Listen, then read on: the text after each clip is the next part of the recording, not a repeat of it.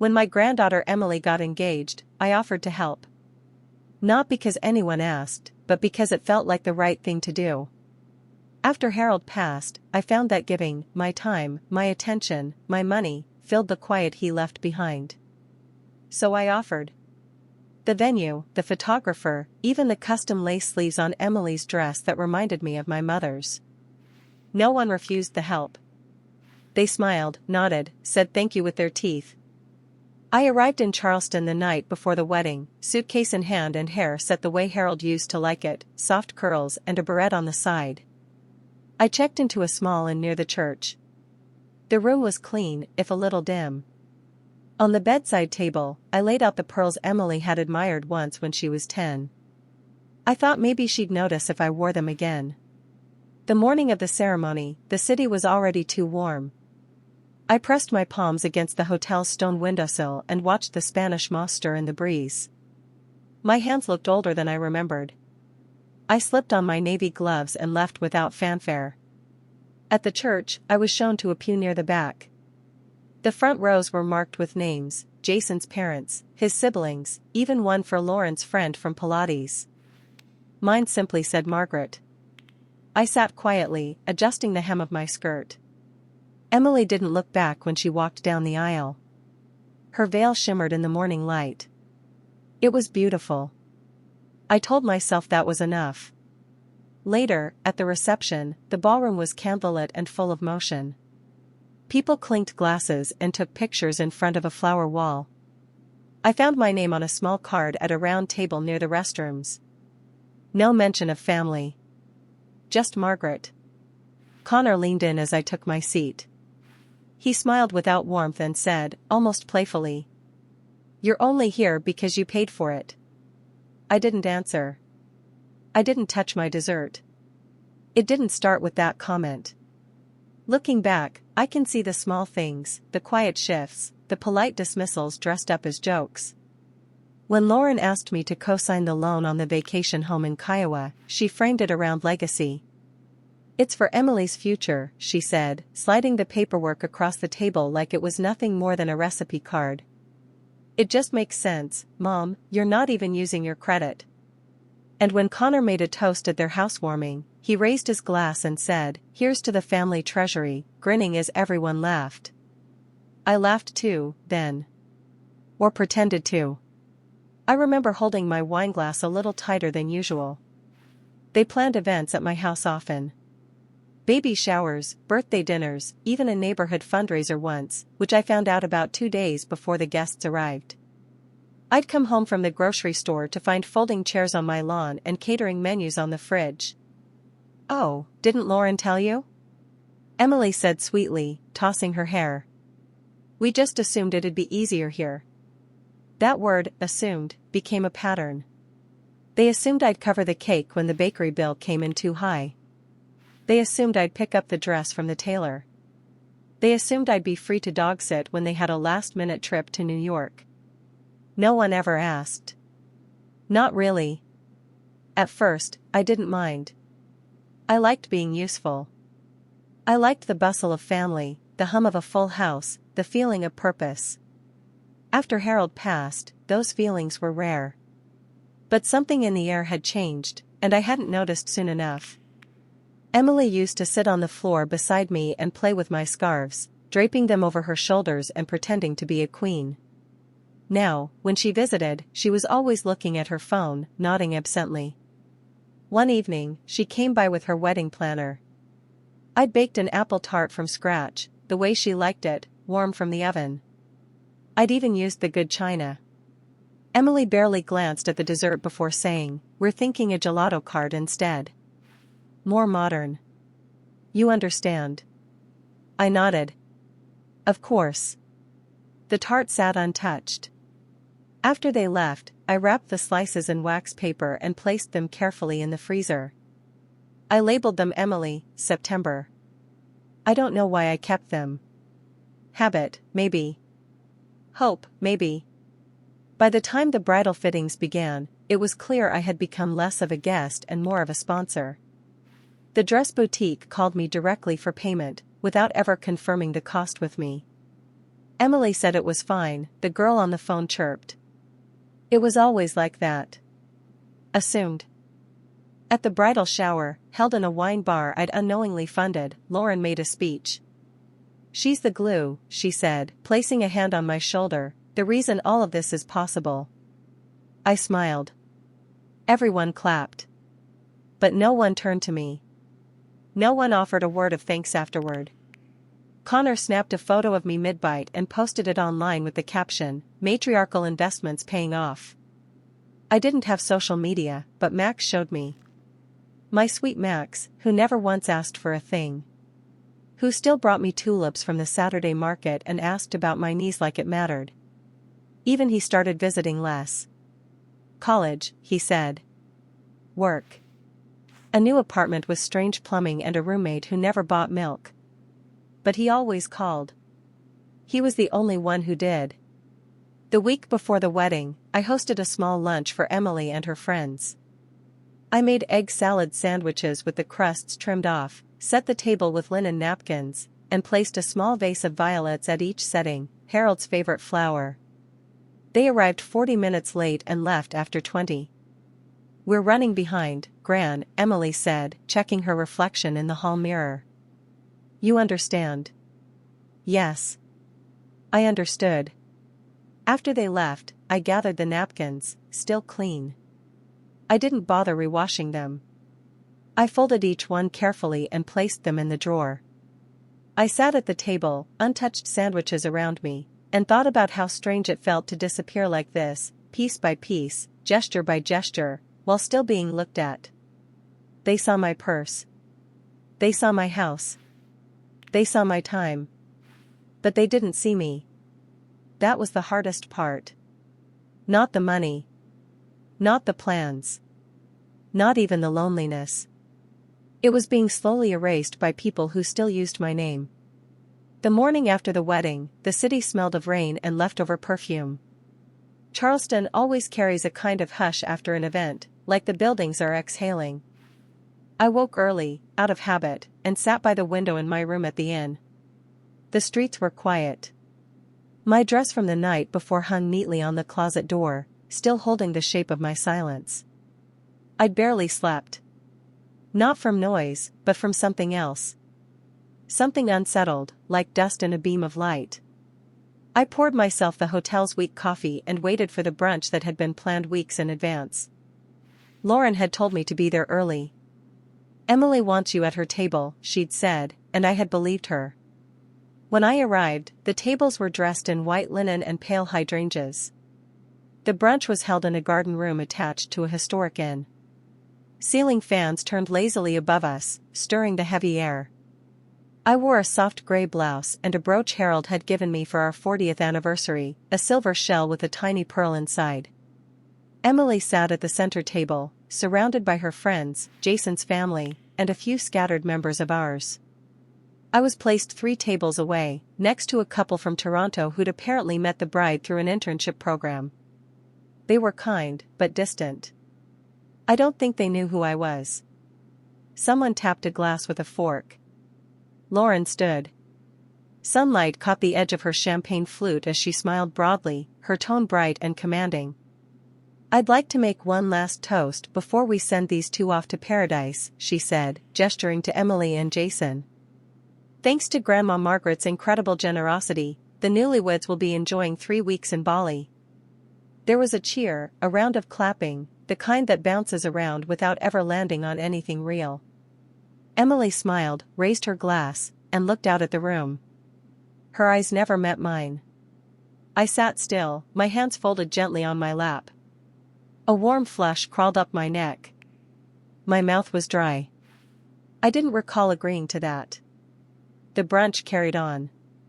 Plates of smoked salmon and melon were passed around. Conversation floated over me like distant radio static.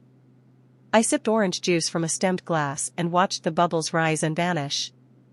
When it was over, guests filtered out to hug and wave, and the couple was whisked away in a vintage car with tin cans tied to the bumper.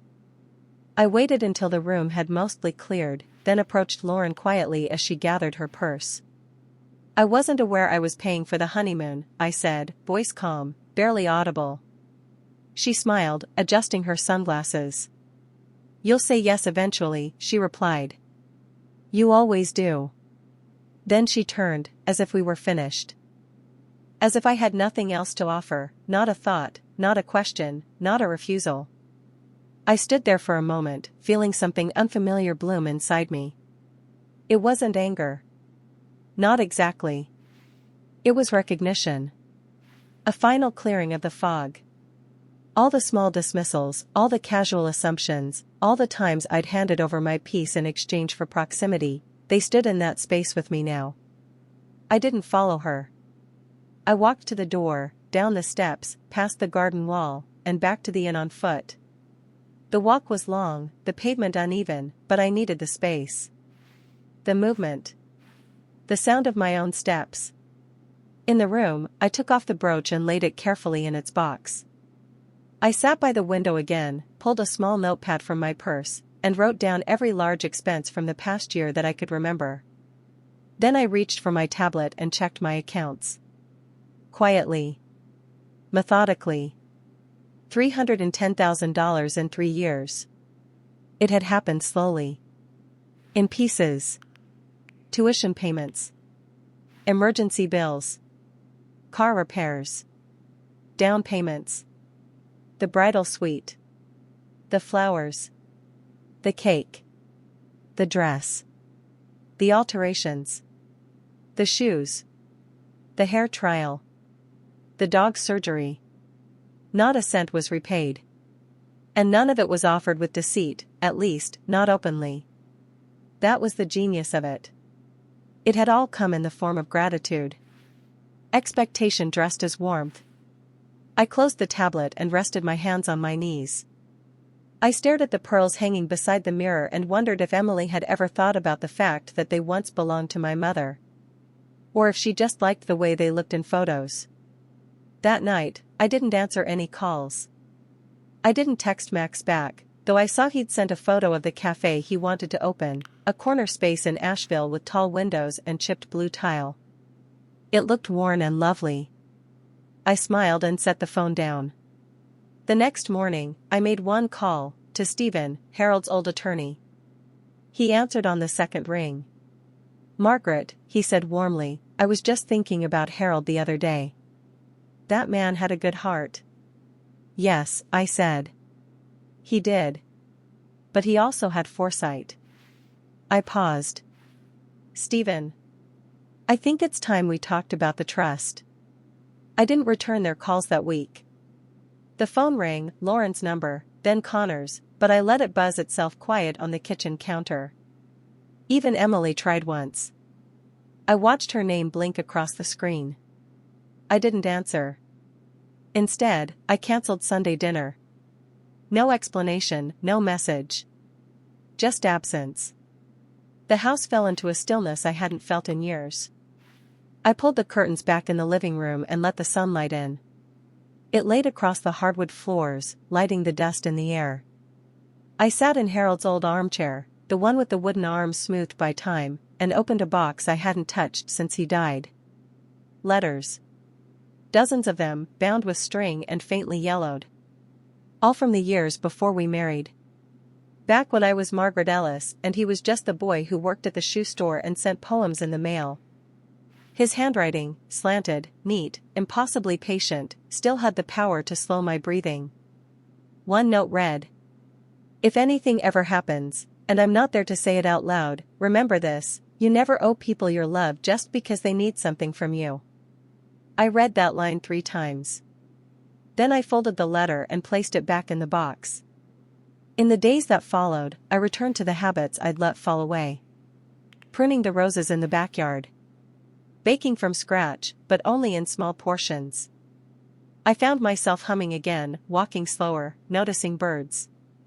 I read through old journals, ones where I'd written more about other people's needs than my own. By Thursday, I was ready.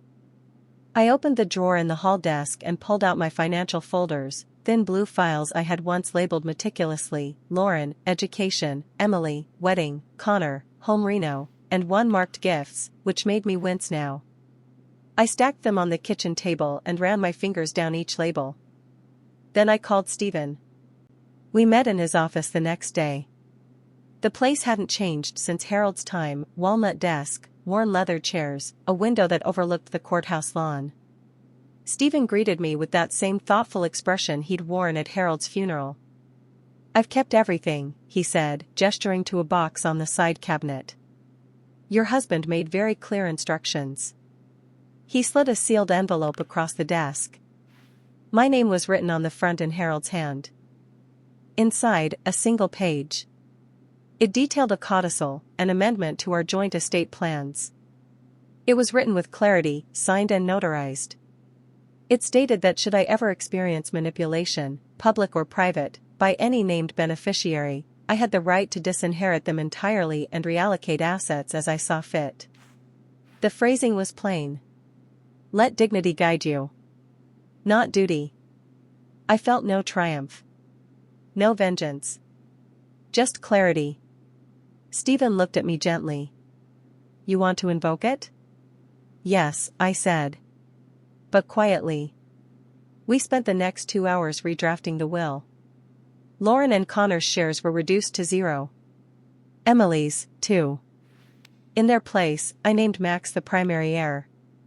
He would receive a trust fund upon his 30th birthday, and a separate sum immediately to help launch his cafe. "And if he asks why?" Stephen said. "He won't," I replied. Max never asked for anything. The following week, I met Max for coffee in a small shop near campus. We sat by the window, the hum of conversation soft around us. He spoke with that slow, careful way he had, like someone who grew up with too much noise around him and learned how to make silence a comfort. He told me about the cafe idea, how he wanted to name it June and Ash, after the streets where his grandparents had grown up. He showed me the sketches of the space, his hand-drawn logo, the way the shelves would hold books people could borrow. He didn't ask for help. He just told me because he wanted me to know. Before we said goodbye, I placed a small envelope on the table. "This is for you," I said. "Use it how you see fit." His eyes widened. "Grandma, I can't." "You can," I said. "And you will." I left before he could argue. The envelope held the first installment, just enough to get started. The rest would come, slowly, with no strings. That night, I returned home and brewed a cup of mint tea. The roses out back had started blooming again. I could see them from the window, their soft reds catching the porch light. I didn't turn on the television. I didn't check my phone. The silence wasn't empty anymore. It was mine. Stephen called 2 days later to say everything had been processed. The new will was signed, notarized, and filed. The trust had been established for Max, and the estate divided exactly as I requested. "There's just one more thing," he said. Harold's codicil, it included an instruction for a personal delivery. Not legal, not required. Just something he wanted you to have when this moment came. I drove to Stephen's office that same afternoon. The sky was overcast, and the roads were damp with the kind of light drizzle that doesn't soak you, only stays with you. I walked slowly from the parking lot, umbrella tucked under one arm, and thought how strange it was that something so small, words on paper, could alter the entire landscape of a life. He handed me the envelope with 2 hands, as if it might break. It was thick, heavier than I expected. My name, again, written in Harold's steady hand. No date. No return address. Just my name. Margaret. I opened it at home. The kitchen was warm from the oven. I'd been roasting carrots and potatoes, though I didn't feel particularly hungry. I turned off the heat and sat at the table. The room went still. Inside the envelope was a single sheet of folded paper, and a small velvet pouch. The letter read, "If you're holding this, then something happened that I hoped never would. But I knew it might. You have always given, Marge. Without asking. Without pause. And I loved you for that. But I feared others might only love you because of it. If the day ever came when your kindness was mistaken for obligation, this is your answer. You are not alone. You are not dependent. And you are not finished. Inside the pouch was a key. A simple, brass house key. No tag. No address. At first, I didn't understand. Then I remembered something Harold once said over dinner, not long after we'd retired. I bought something, he'd said between spoonfuls of stew. A little place out west. Quiet. No mortgage. Just in case. I thought he was joking at the time. I laughed. He smiled. He wasn't joking. I set the key aside and returned to the documents Stephen had provided. Along with the legal papers was a property deed, Harold's name on the signature line. A one-bedroom cottage in New Mexico. Paid in full. Left to me. Untouched for over a decade. I ran my fingers across the address. It was real. And now, it was mine. That week, I began to move things. Slowly. Quietly. Not packing, just sorting. I emptied the drawers in my guest room, placing Emily's forgotten sweaters into donation bags. I boxed up Lauren's holiday decorations, the ones she insisted I store because her attic was too full of the boys' toys. I returned her boxes to the garage, carefully labeled. I cleaned out the sideboard, where Connor had once stacked unpaid bills for me to review. I took photographs down, ones that once made me smile. I wrapped them in newspaper and set them in a storage bin. I kept only 3 on the mantel, my wedding photo with Harold, a picture of Max at age 7 with paint on his nose, and one of the roses from last spring in full bloom. I canceled the cleaning service. The landscaper. The dog groomer they'd charged to my account under the guise of household maintenance. I also changed my number. Not the entire number, just enough digits to make the old one unreachable. I sent the new number to Max. No one else. My final act was the hardest. I wrote 3 letters. 1 to Lauren. 1 to Connor. 1 to Emily. Not angry. Not emotional. Just clear. You have received from me all that I had to give, freely, fully, and in faith. But I can no longer contribute to a dynamic that does not see me as a person. I wish you well. Please do not contact me regarding money. My affairs are in order. And my choices are final. I signed each letter with my full name, Margaret Ellis Thompson. Not Mom. Not Grandma. Margaret. The woman they forgot I was. I left the letters in a small basket on the front porch, under the brass bell Emily once rang as a child. I knew someone would come eventually. That night, I baked a small cherry tart, one I didn't plan to share. I listened to the creak of the wind against the window panes, the steady ticking of the clock above the stove.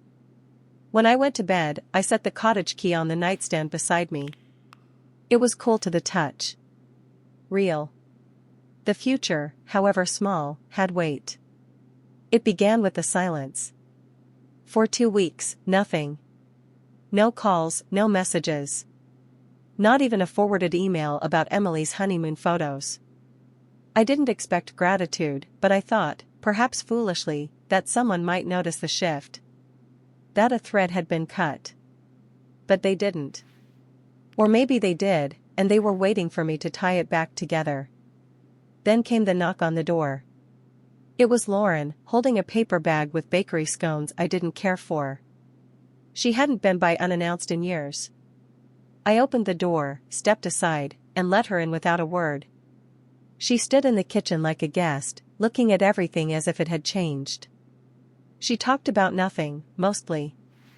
How work was busy. How the neighbor's fence was leaning into their garden. Then she placed the bag on the counter and turned. "You've seemed distant," she said, like she'd practiced it. I met her eyes. "Have I?" She hesitated. "We just want to make sure everything's okay." Emily said she tried to call. "I know." She took a breath, looking toward the hallway where the family photos used to hang. Now it was bare, save for a small oil painting of a field Harold had once walked through. "We're family, Mom." We help each other. I didn't reply. I just folded the empty tea towel on the counter and waited. After a pause, she left. No hug. No questions. Just the soft close of the door. The next day, Connor sent an email. The subject line read, "Just checking in." The body said, "Hope you're well. Let us know if you need anything, or if you're still thinking about that trust we discussed. We'd love to help however we can. Love, C." There it was. Not love. Not curiosity. Just a nervous nudge toward access. I didn't answer. Then Emily posted a photo online. Her and Jason, holding cocktails by a Bali sunset. The caption read, "Grateful for the village that got us here, 2 hearts #blessed." No mention of me. Just the generic murmur of acknowledgement that never sticks to anyone.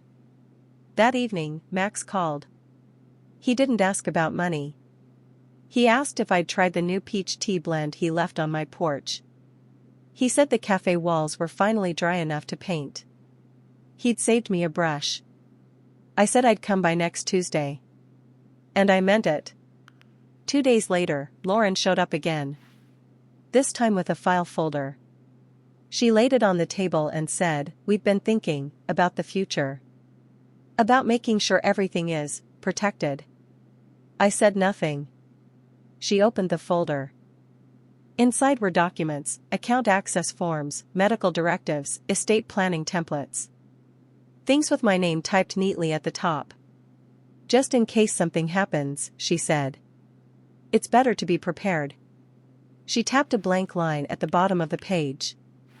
"I'd feel so much better knowing things were secure," she added. I looked at her. Her face was composed. Practiced. But her hands trembled slightly as she pushed the pen toward me. I closed the folder.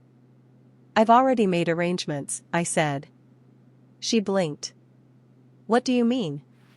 "I mean everything is secure." She nodded, but her face flushed. "We could have done it together. You know that." I looked down at her hands, those same hands that once clung to me in thunderstorms, now clinging to the illusion of control.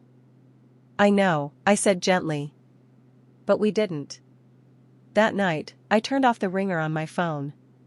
Messages continued for days, some tender, some pleading, some sharply veiled as concern.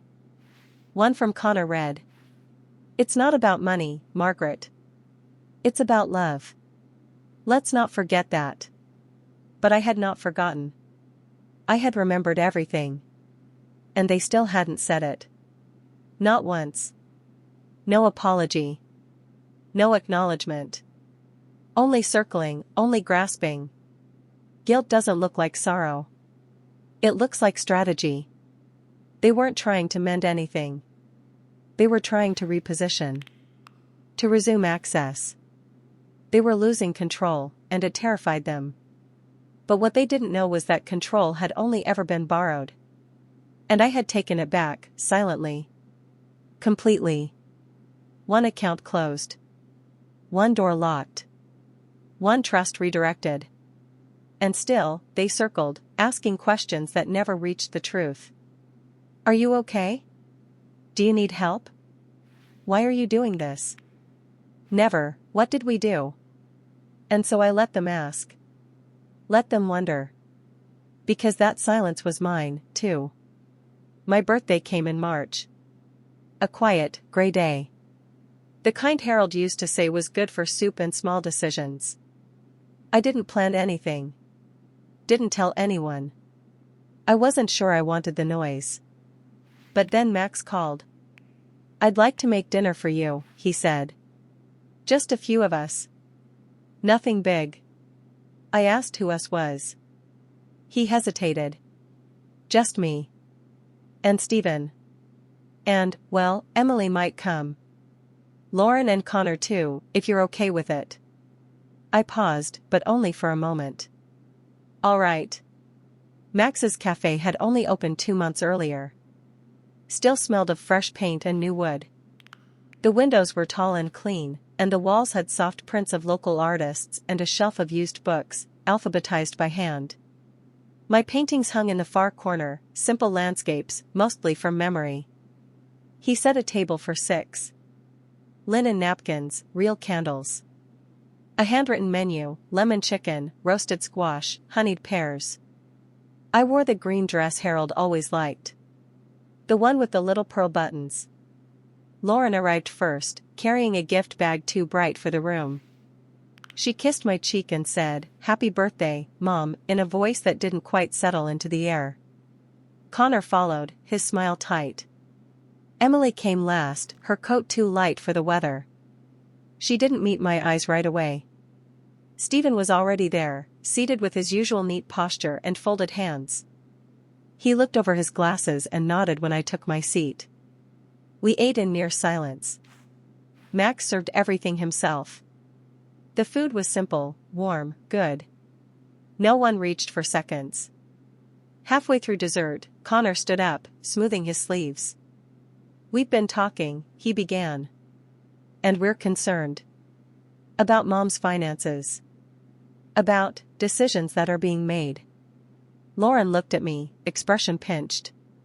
"We just want what's best for you. Some of these changes lately, they're not like you." Max said nothing. He stayed by the counter, hands resting on a dish towel. Connor continued, "Like this cafe. I mean, it's lovely, sure, but it's not exactly a sound investment, is it? And the inheritance, we had a structure in place." That's when Stephen stood. He didn't raise his voice. He didn't shift his tone. He simply placed a document folder on the table.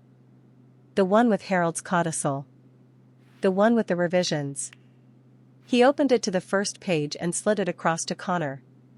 "Per Mr. Thompson's wishes, and Mrs. Thompson's recent direction, the estate has been reassigned. Effective immediately." Lauren reached for the folder, her breath catching.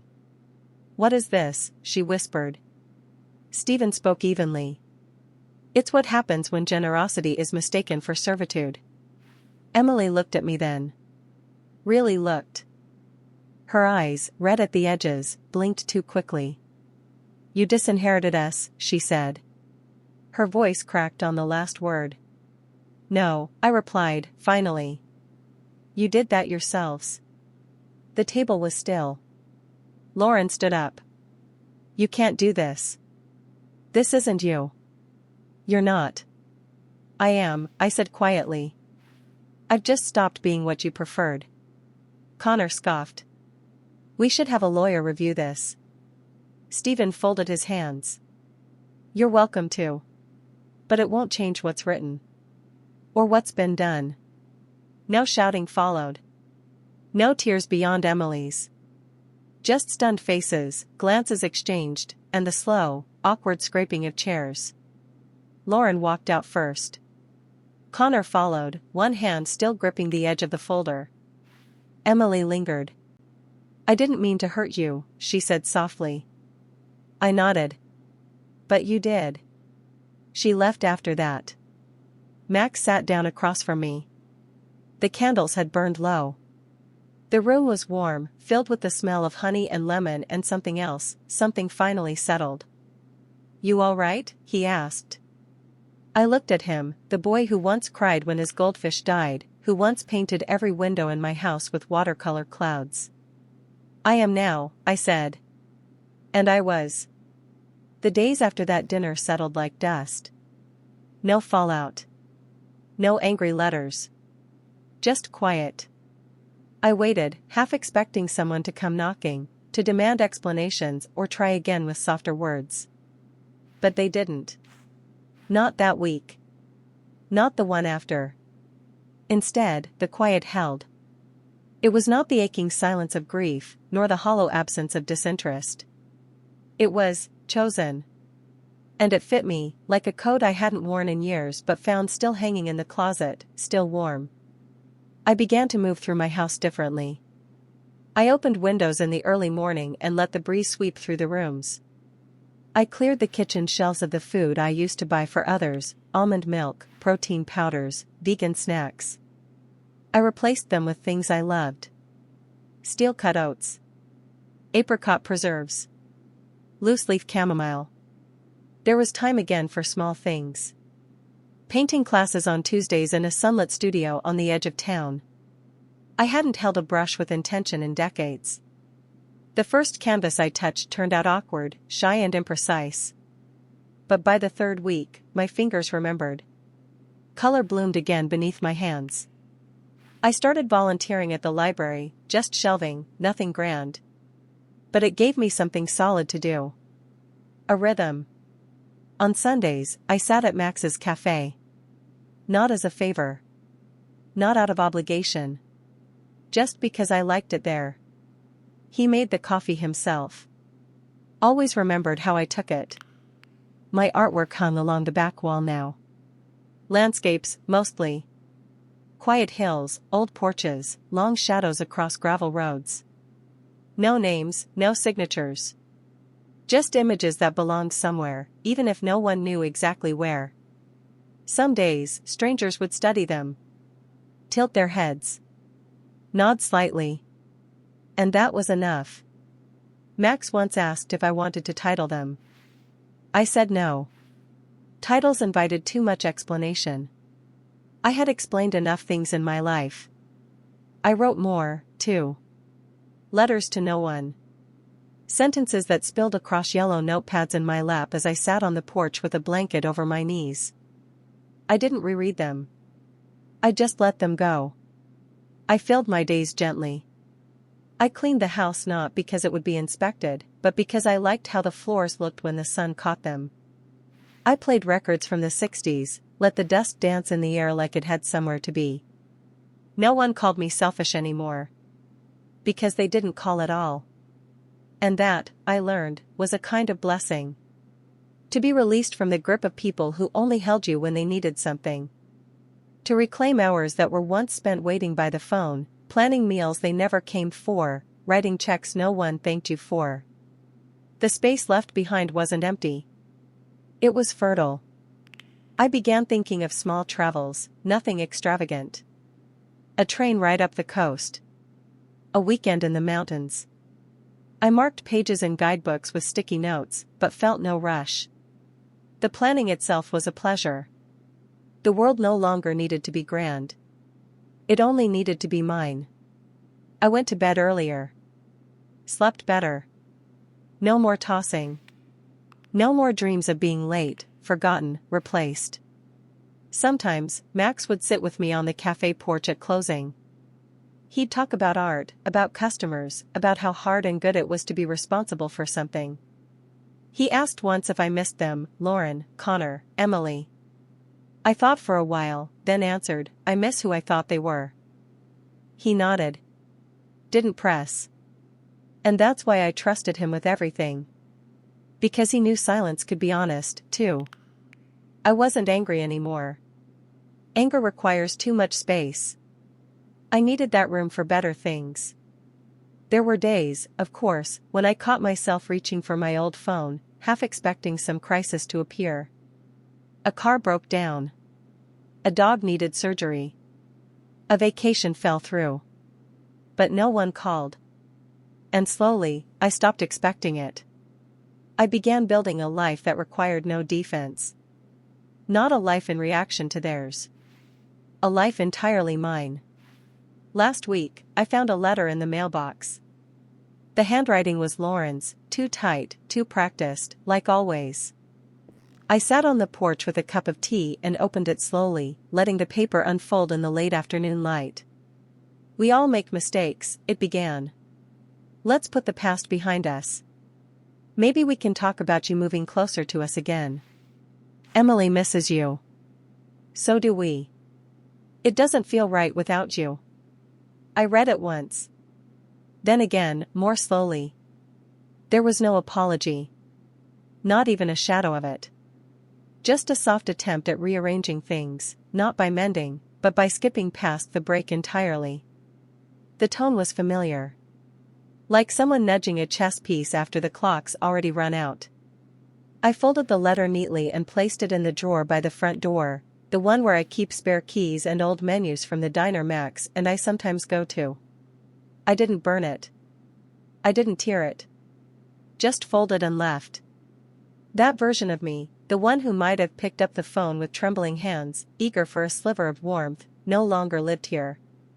They weren't asking for me. Not really. They were asking for access. For softness. For the familiar rhythms of compliance. But I wasn't that Melody anymore. That week, Emily sent an email. Subject line, thinking of you. She attached photos from the honeymoon. Waterfalls. A villa with white curtains. Her in a sun hat. Jason smiling. She wrote, I know it got complicated. I hope we can have tea soon. Just the two of us. There was no mention of the brunch. Of the honeymoon toast I hadn't agreed to fund.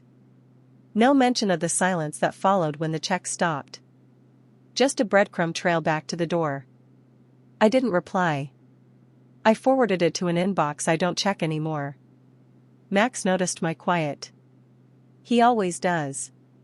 We were rearranging the bookshelves at the cafe, and I must have drifted.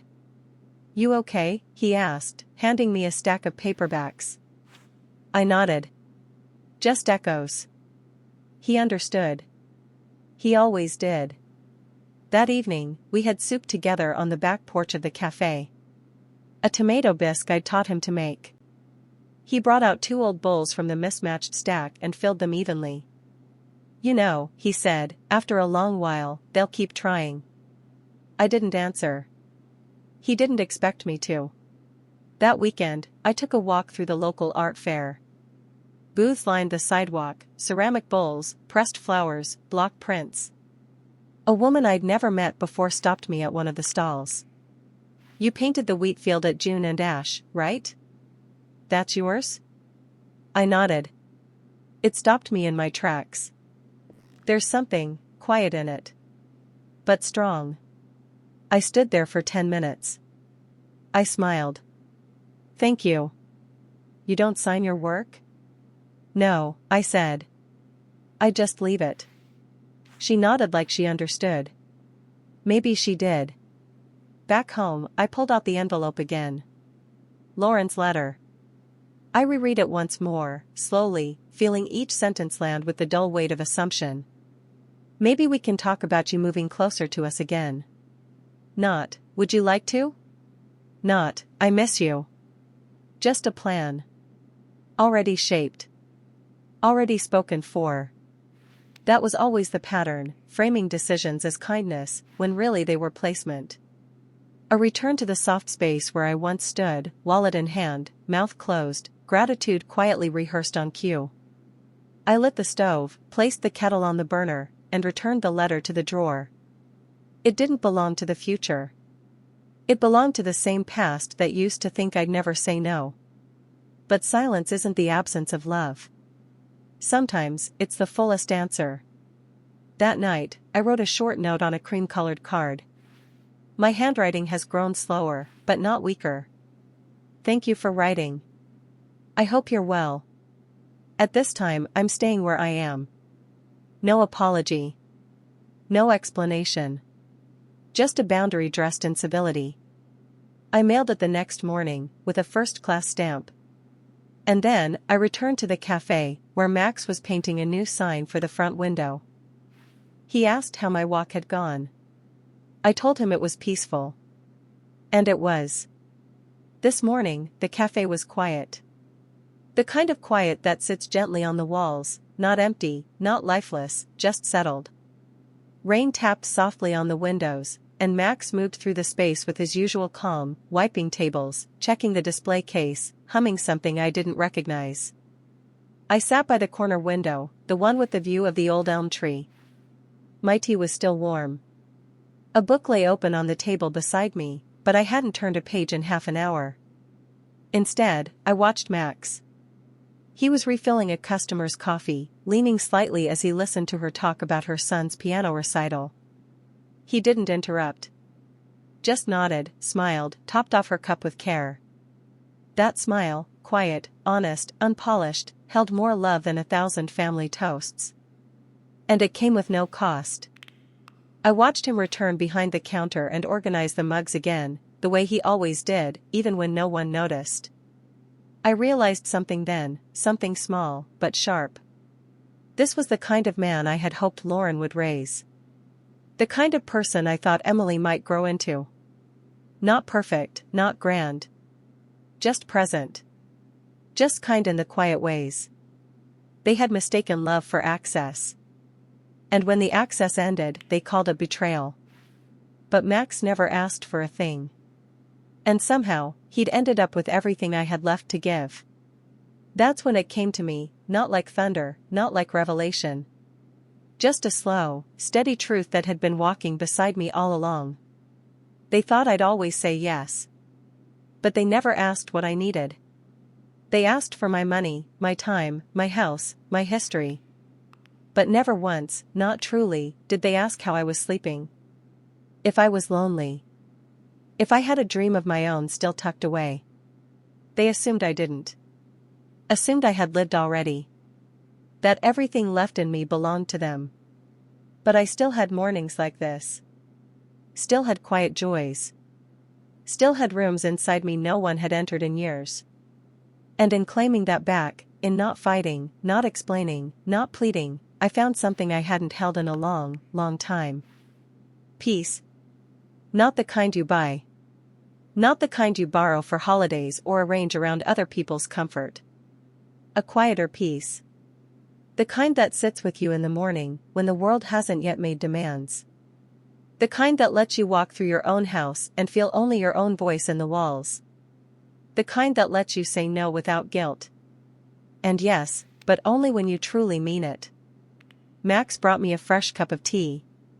Too quiet for you? He asked, setting it down.